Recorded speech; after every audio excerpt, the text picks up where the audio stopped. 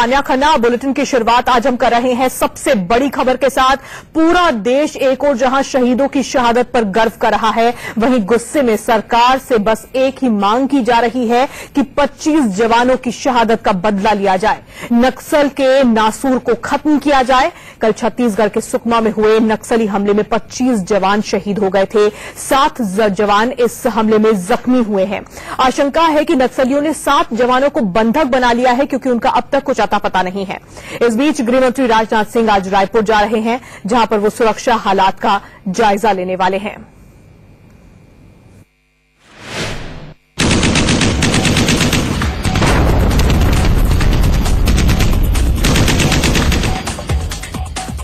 बीच सड़क पर बने इस गड्ढे से आप अंदाजा लगा सकते हैं कि सीआरपीएफ जवानों को निशाना बनाने वाला धमाका कितना जबरदस्त होगा। नक्सलियों ने सिर्फ धमाका ही नहीं किया, बल्कि धमाके के बाद पूरी तरह से हैरान रह गई सीआरपीएफ की कंपनी पर अंधाधुंध फायरिंग शुरू कर दी। ये हमला दोपहर 12:30 बजे हुआ। सीआरपीएफ की 74वीं बटालियन के जवान बुरकापाल में बन रही सड़क के काम में सुरक्षा देने के लिए जा रहे थे। जैसे ही ये जवान चिंता गुफा के करीब पहुंचे, एक जबरदस्त धमाका हुआ। धमाके के बाद जवान संभल भी नहीं पाए कि उन पर दोनों तरफ से अंधाधुंध गोलीबारी होने लगी। कुछ जवानों ने नक्सलियों पर जवाबी फायरिंग भी की, लेकिन नक्सलियों की तादाद ज्यादा थी और उन्होंने पहले से मोर्चा भी संभाल रखा था। बताया जा रहा है कि घात लगाकर किए गए इस हमले में करीब 300 नक्सली शामिल थे, जिन्होंने सीआरपीएफ के 90 जवानों को निशाना बनाया।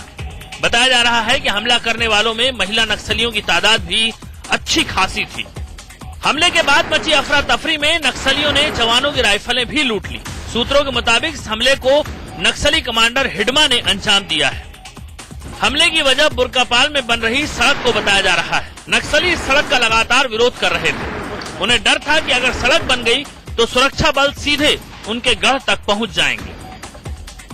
सुकमा ही उनका पूरा मुख्यालय है। यदि ये सड़क बना तो उनको मालूम है उनके पैर उखड़ जाएंगे। ये अंतिम लड़ाई जो पूरे देश में नक्सलियों का मुख्यालय है, तो ये इस पे बहुत बड़ा प्रतिरोध हमको भी इस बात की आशंका रहती है। 7 लोग इंजर्ड थे इनिशियली, उनमें से एक डेथ हो गए थे और 6 लोग इलाज अभी भी जारी है और बाकी टोटल डेड बॉडीज की संख्या अभी 26 हो गए थे। इस बीच पीएम मोदी ने ट्वीट कर कहा है कि हमें सीआरपीएफ के जवानों के शौर्य पर गर्व है। शहीदों की कुर्बानी बेकार नहीं जाएगी। 7 जवान लापता भी हैं। सब जानकारी सब प्राप्त हुई है। जानकारी जो बहुत ही दुखद है, लेकिन मैं समझता हूँ हथियारों को लूट कर ले जाना इसे हम लोगों ने चुनौती के रूप में स्वीकार किया।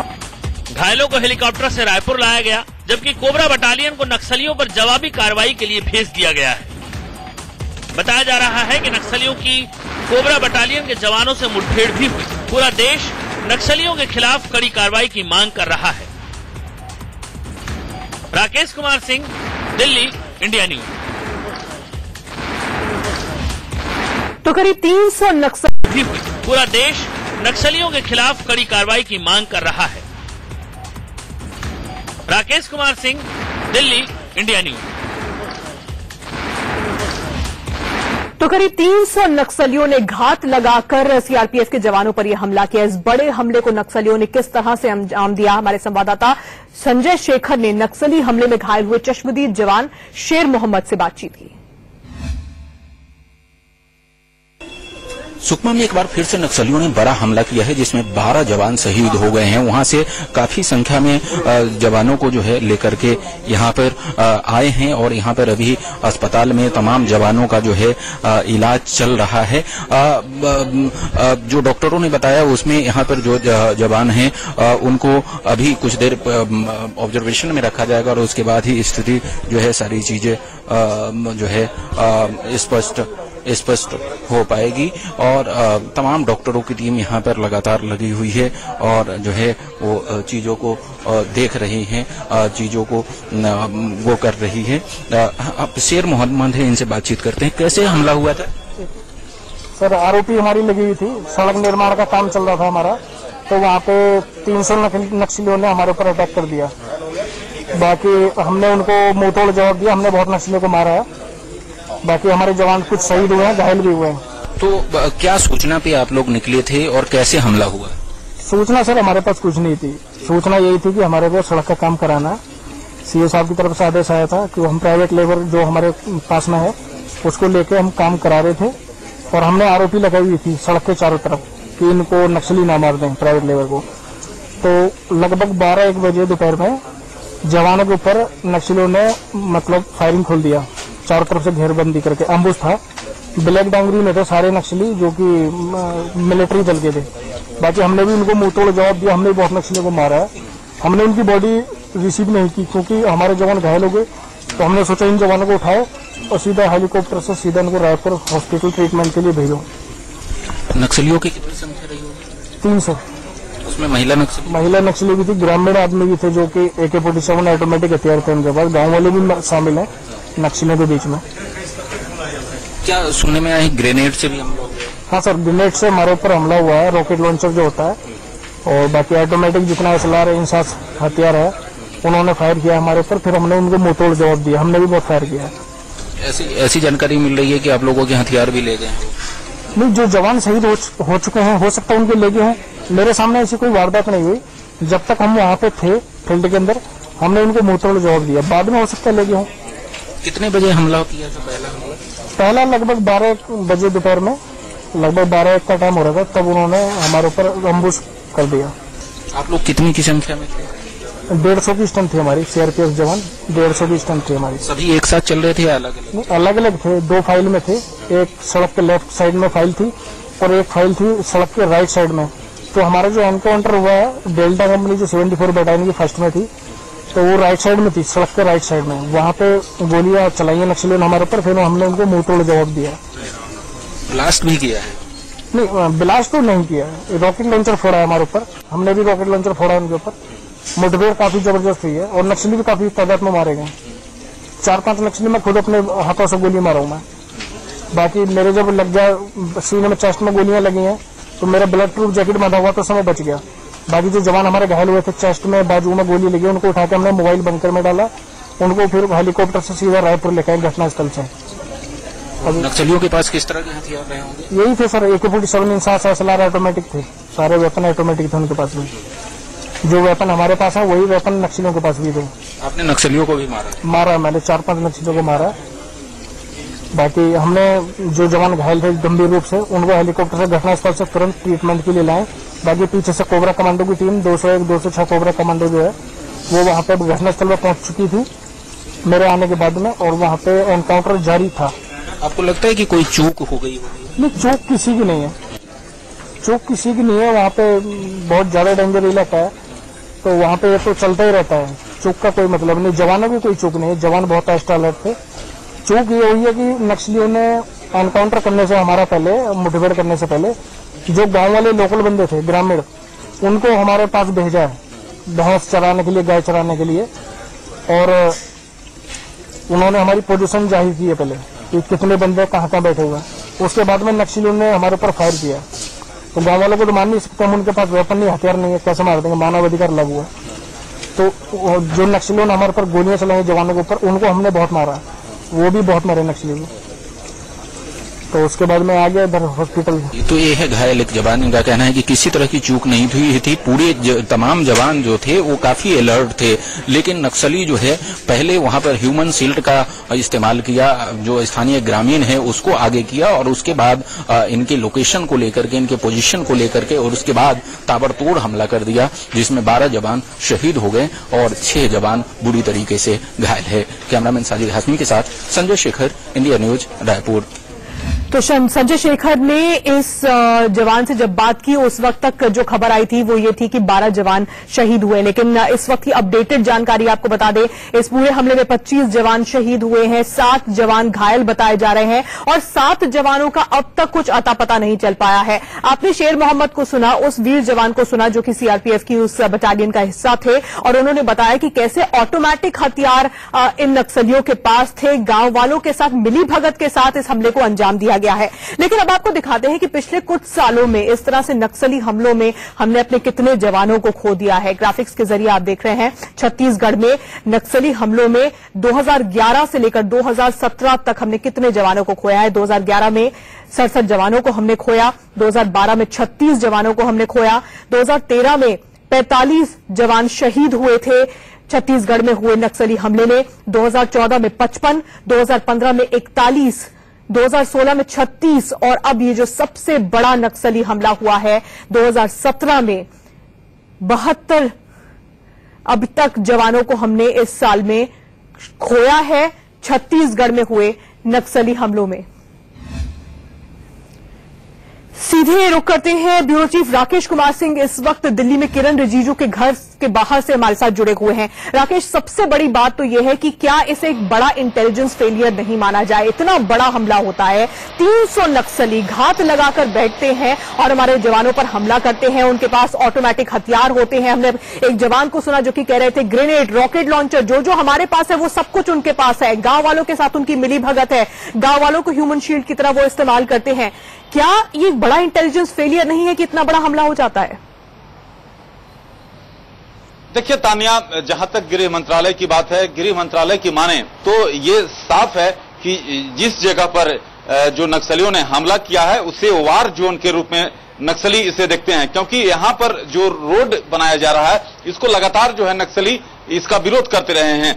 लेकिन इंटेलिजेंस को लेकर यह साफ है, अगर सीआरपीएफ का जो इंटेलिजेंस विंग है या आईबी का विंग है उसका साफ तौर पे कहना है कि नक्सलियों का यहां पर प्रेजेंस था वो लगातार हमें मालूम था और उसी को देखते हुए करीब 100 के करीब जो हैं यहां पर सीआरपीएफ को वहां पर भेजा गया था, सीआरपीएफ के जवान गए थे। जहां तक बात किया जाए कि जो पूरी घटनाक्रम कैसे आखिरकार इस घटना को अंजाम दिया गया, दो तरफ सीआरपीएफ के जो 50 लेफ्ट फ्लैंक की तरफ और राइट फ्लैंक की तरफ 50 जवान चल रहे थे। जहां लेफ्ट फ्लैंक का नेतृत्व कर रहे थे इंस्पेक्टर जो कि शहीद हो गए और दूसरी तरफ जो कि राइट फ्लैंक की नेतृत्व कर रहे थे असिस्टेंट कमांडेंट।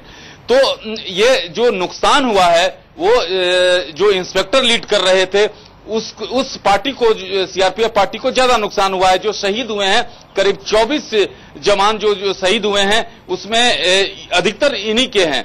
तो ऐसे में जो सीआरपीएफ के पास ये जानकारी थी, जो उनके इंटेलिजेंस विंग की जानकारी थी कि हिडमा जो है अपने कई कमांडरों के साथ यहां पर मौजूद है, लेकिन क्योंकि रोड का काम चल रहा था उसे आगे बढ़ाया जाना था और इस घटना को अंजाम दिया गया। लेकिन ये सीआरपीएफ ना गृह मंत्रालय इसको इंटेलिजेंस फेलियर नहीं मान रही है। तान्या, बिल्कुल, तो गृह मंत्रालय से इंटेलिजेंस फेलियर नहीं मान रहा है, लेकिन अपने आप में ये एक बहुत बड़ा हमला है और बहुत सारे सवाल भी खड़े होते हैं इस हमले से। 300 नक्सली अगर एक जगह घात लगाकर बैठते हैं और हमारे जवानों पर हमला बोलते हैं जिसमें हम अपने 25 जवानों को खो देते हैं, तो ये अपने आप में सोचने का एक बहुत बड़ा विषय है। राकेश, धन्यवाद हमारे साथ फिलहाल जुड़ने के लिए।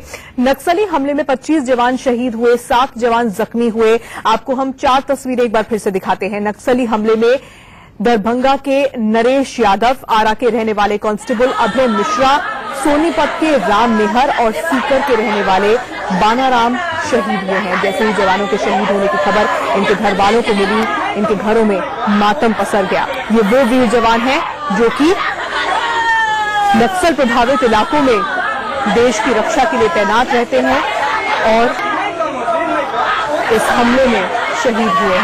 पूरा देश आज इन जवानों को सलाम कर रहा है, लेकिन इनके घर में रो रो कर बुरा हाल है। आज फोन आया, मेरा बेटा लड़ाई नक्सलियों से लड़ाई लड़ रहा और उसने 5 मारे हैं। मेरे बेटे में नक्सली और मेरा बेटा घायल हुआ, अस्पताल में पड़ा, मैं घर तड़प रही है। मैंने विधवा ने पाले, जरा जरा से छोड़े, मैं एक दिन दे रही। मुझे अपने बेटे पे बहुत नाज है, मेरे बेटे ने बहादुरी का काम करा है। ऐसा हमला नहीं होना चाहिए, नहीं तो सभी जवान शहीद हो जाएंगे। इसको रोकने का कदम उठाए इस हमले को। सर जो भी हुआ बहुत बुरा हुआ। ये जो नक्सली हमला होता है हमारे फौजियों के साथ बहुत बुरा होता है। हम सरकार से निवेदन करते हैं, मांग करते हैं कि इनको खुली छूट दी जाए और ऐसे आतंकवादियों को मिटा दिया जाए। छोटे छोटे बच्चे, गरीब बंदा था, नौकरी करे बच्चे पाल रहा था, जो क्या हुआ? जो ये हमला हुआ है कुछ पहला तो है नहीं, दूसरा हमला है, बहुत बड़ा हमला है। और ये देश के अंदर की वो है तो उग्रवाद नहीं है, बॉर्डर पे कुछ उग्रवाद है, कुछ है, तो सरकार ने सख्त कदम उठाने चाहिए। नम आंखों से परिवार वाले अपने इन जवानों को सलाम भी कर रहे हैं, उनकी वीरता की कहानी भी बता रहे हैं। आरा की तस्वीरें हम आपको दिखा रहे हैं। आरा के रहने वाले कांस्टेबल अभय मिश्रा भी सुकमा में हुए इस नक्सली हमले में शहीद हुए। परिवार वालों का पूरा बुरा।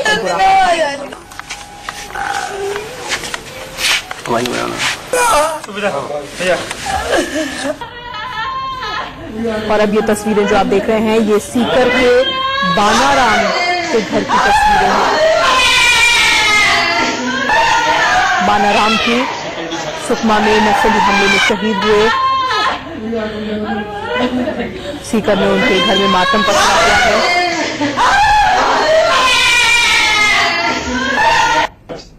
बहुत बुरा हुआ ये जो। और अब दरभंगा की ये तस्वीरें आप देख रहे हैं। नरेश यादव का परिवार है ये, जो कि इस वक्त सदमे में है। रो कर उनका भी बुरा हाल है। दरभंगा के नरेश यादव इस नक्सली हमले में शहीद हुए। पूरा देश आज इन वीर जवानों को सलाम कर रहा है। और हमने एक शहीद की मां को भी सुना, जो कह रही थी नम आंखों से कि मुझे अपने बेटे पर नाज है कि उसने बहुत बहादुरी का काम किया और 5 नक्सलियों को उसने मार गिराया, जिसके बाद उसे अस्पताल ले जाया गया। एक छोटे से ब्रेक के लिए हम यहां पर रुक रहे हैं, होंगे फौरन हाजिर। आपको दिखाते हैं, यही वो हिडमा है जिसे इस पूरे नक्सली हमले का मास्टरमाइंड बताया जा रहा है। इसी ने सुकमा में इस बड़े हमले को अंजाम दिया है। ये जो तस्वीर में आपको शख्स नजर आ रहा है, यही है वो हिडमा जो इस पूरे हमले का मास्टरमाइंड बताया जाता है।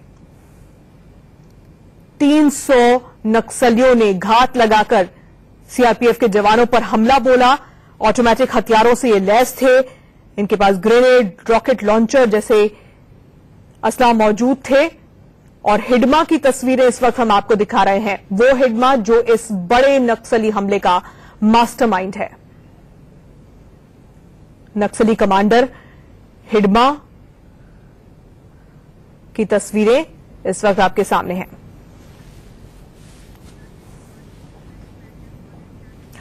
राकेश कुमार सिंह हमारे संवाददाता एक बार फिर से हमारे साथ जुड़े हुए हैं। राकेश, हिडमा के बारे में क्या कुछ जानकारी गृह मंत्रालय के पास और हमारे इंटेलिजेंस के पास है? कौन है हिडमा और इतने बड़े हमले को उसने अंजाम दिया, इतने बड़े हमले का मास्टरमाइंड उसे बताया जा रहा है, और उसके बारे में और क्या कुछ डिटेल्स मौजूद हैं?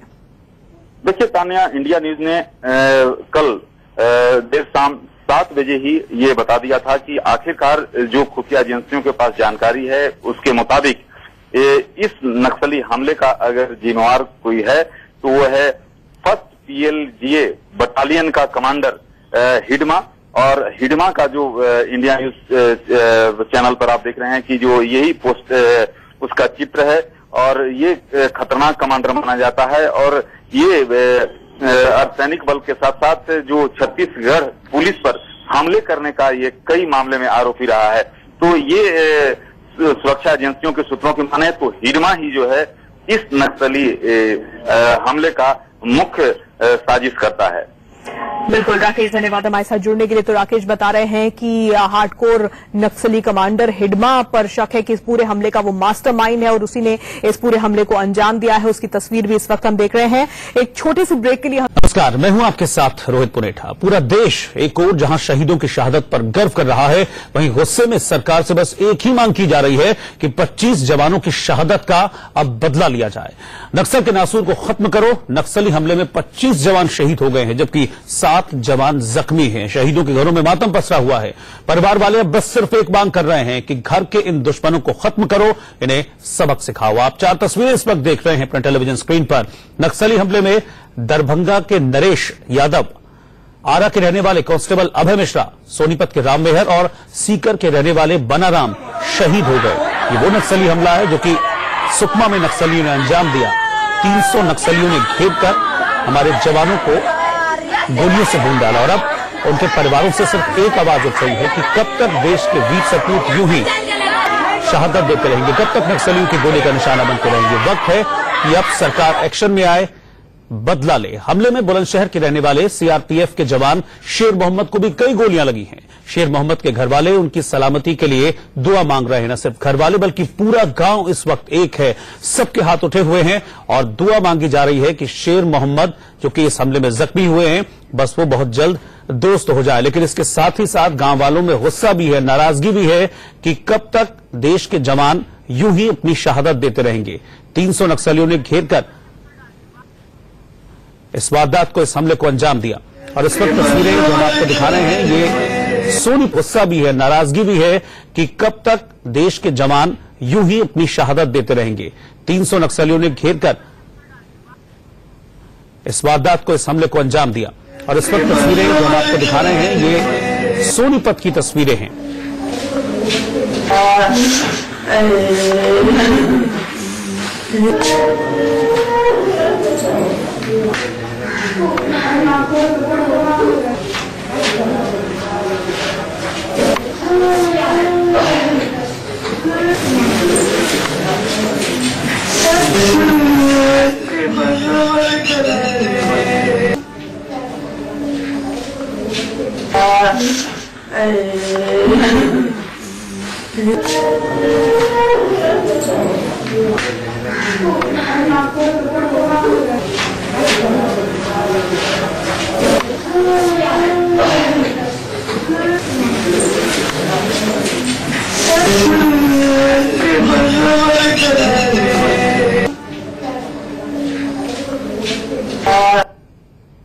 ऐसा हमला नहीं होना चाहिए, नहीं तो सभी जवान शहीद हो जाएंगे। इसको रोकने का कदम उठाए इस हमले को।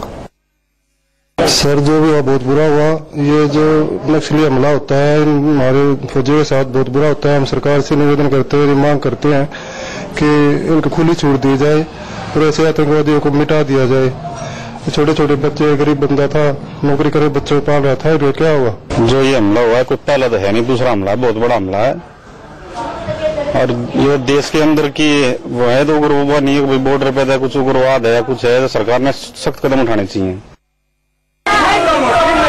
दरभंगा के इस वीर जवान नरेश यादव के घर की तस्वीरें हैं जो कि इस हमले में शहीद हो गए।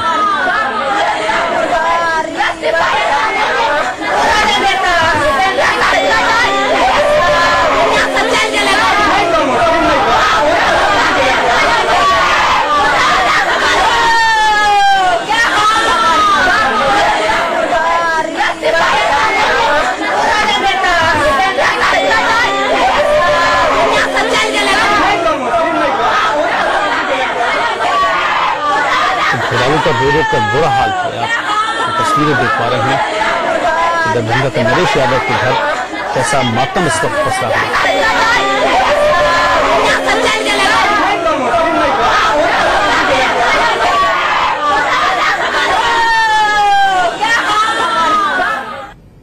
आज देश के लिए वो अपना शहीद हो गया है।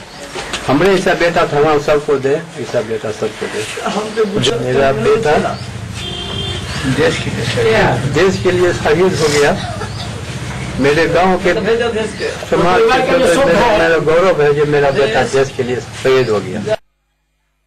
घर से लेकर पूरे गांव के समाज के लोग दुखित में हैं, लेकिन मुझे गर्व है जो मेरे भाई शहीद हुए, देश के लिए शहीद हुए हैं। दुख तो है भी, लेकिन पूरे देश के लिए शहीद हुए हैं मेरे भाई। और दो बेटे हैं, एक बेटी है। हम लोग को अनाथ की तरह लगते हैं, लेकिन फिर भी बहुत गर्व है मेरे भाई देश के लिए शहीद हुए हैं।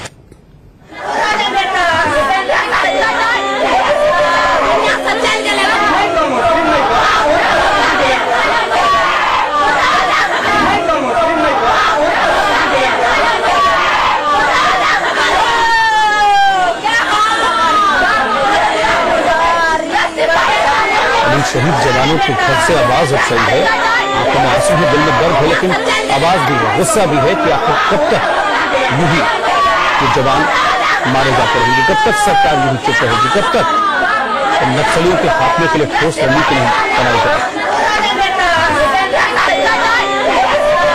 एक पिता, एक भाई शहादत पर गर्व कर रहे हैं, लेकिन उनका कहना है कि कब तक ये सब कुछ चलेगा, कब तक उनके घरों के लाल, उनके बच्चे यूं ही अपनी जान गंवाते रहेंगे। मातम पसता हुआ है, घर में बुरों का बुरा हाल।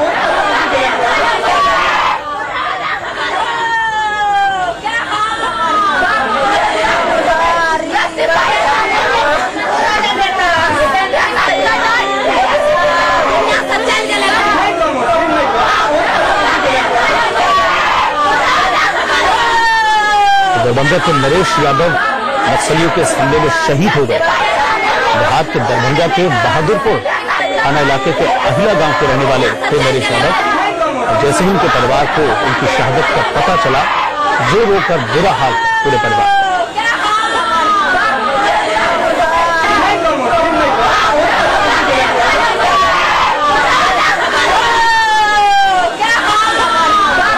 लेकिन नरेश का जो पूरा परिवार है वो सिर्फ उन्हीं पर आश्रित था, यानी कि अपने परिवार की एकमात्र उम्मीद वही थे, अपने परिवार की आजीविका का सहारा वही थे। और इस महीने की 27 तारीख को, यानी कि अब से 2 दिन बाद वो घर आने वाले थे।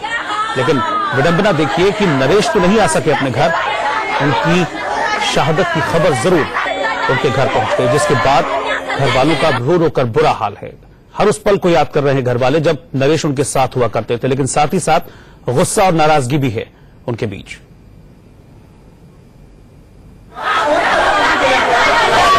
तस्वीरें हम आपको दरभंगा, आरा, सोनीपत और सीकर की तस्वीरें दिखा रहे हैं।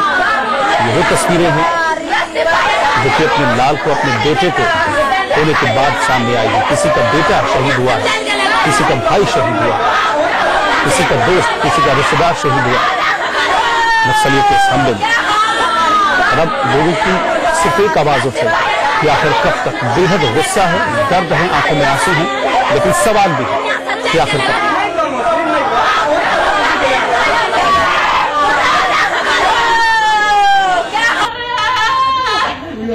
सीकर के बराराम भी उन शहीदों में शामिल रहे थे, लेकिन नक्सलियों के हमले में शहीद हो गए और उनके घर में भी रो रो कर लोगों का बुरा हाल।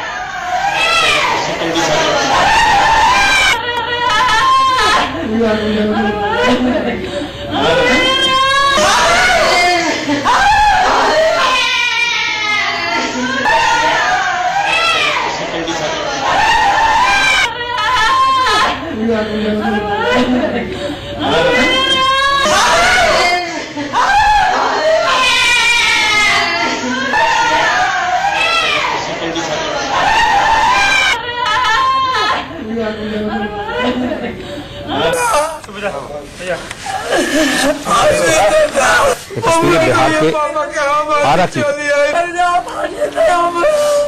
कांस्टेबल अभय मिश्रा का ये परिवार है। जैसे ही शहादत की खबर परिवार को पहुंची, परिवार का रो रो कर बुरा हाल।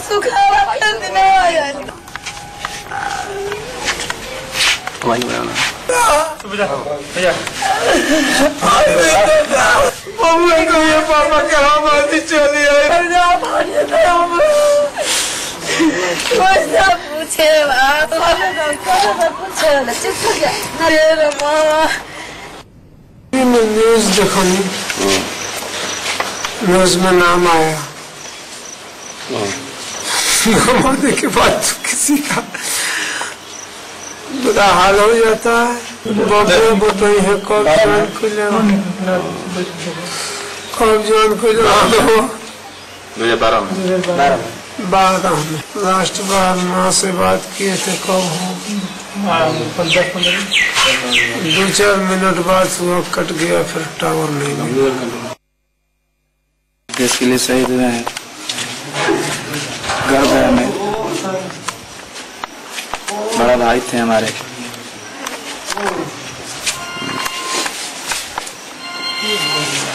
सरकार से हम यही कहना चाहेंगे कि इसका मुंह तोड़ जवाब चाहिए हम लोगों को। के बारे में कहेंगे कि यही सरकार से कि घर का एक ही अथी थे, इनका उन लोग कमाने खाने वाले, सरकार से कुछ मांग ऐसा कीजिए कि छोट भाई का नौकरी, उनका स्मारक बना दे। तो हर शहीद के घर से बस एक ही आवाज उठ रही है कि अब बस और नहीं, अब वक्त है बदला लेने का। एक ब्रेक के लिए रुक रहे हैं।